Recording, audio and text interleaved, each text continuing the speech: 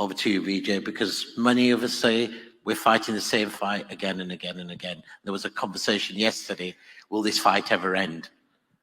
Will this fight ever end? Well, first, Asad, thanks for forcing me to come to Glasgow.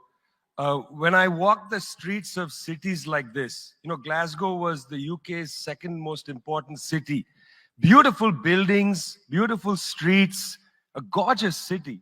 It had Red Clydeside in 1919, the uprising to create a Soviet in Scotland.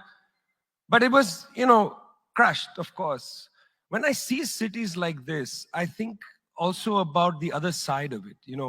There's a phrase from Walter Benjamin, every monument of civilization is also a monument of barbarism.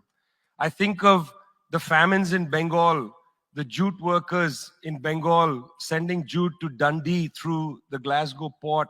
I think of human beings from Africa enslaved and brought from Ghana to the New World, and all those prophets getting sucked into cities like London and Glasgow. Between 1765 and 1938, the British Isles stole $45 trillion pounds from India, 45 trillion sterling from India. We never got paid for that. When the British left India, when we threw the British out, our literacy rate was 13%. So much for several hundred years of so-called civilization. Meanwhile, our landscapes were destroyed. Coal was foisted on India. You foisted coal on us. You were the ones that came and made us coal dependent. And then you left, and now you dare to condescend to us. When I listen to Boris Johnson, when I listen to people like Joe Biden, when I listen even more to Emmanuel Macron, all I can think of is how condescending you are.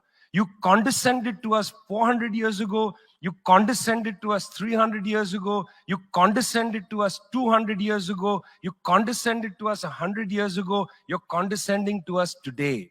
You only know condescension because for you, colonialism isn't something that happened in the past and we defeated you. It's not that. For you, colonialism is a permanent condition. And that permanent condition happens in two ways.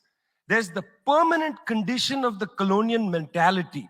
You want to lecture us. You want to tell us that we are responsible for all the problems because you'll never accept that you're the one principally to blame.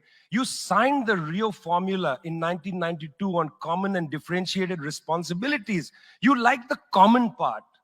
You like the common part. You like to say we're all in this together and so on. We're not in this together.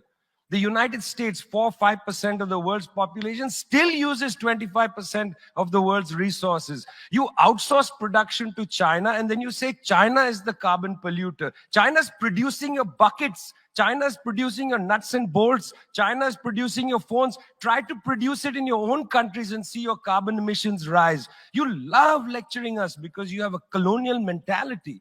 Then there are colonial structures and institutions.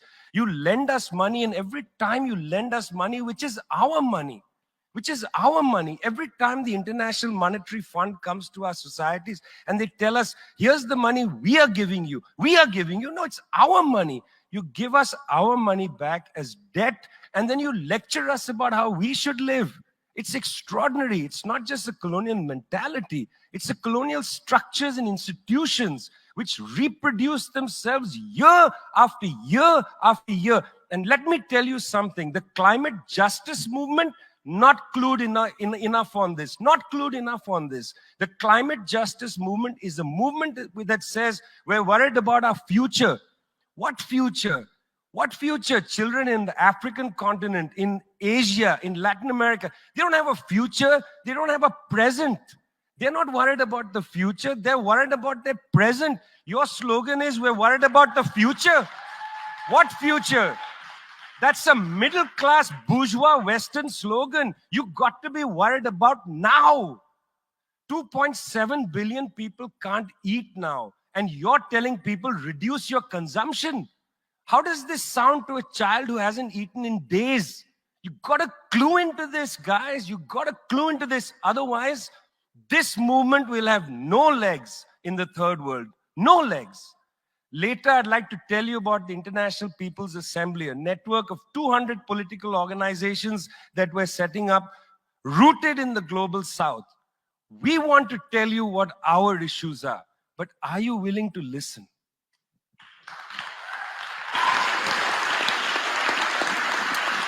Thank you, Vijay.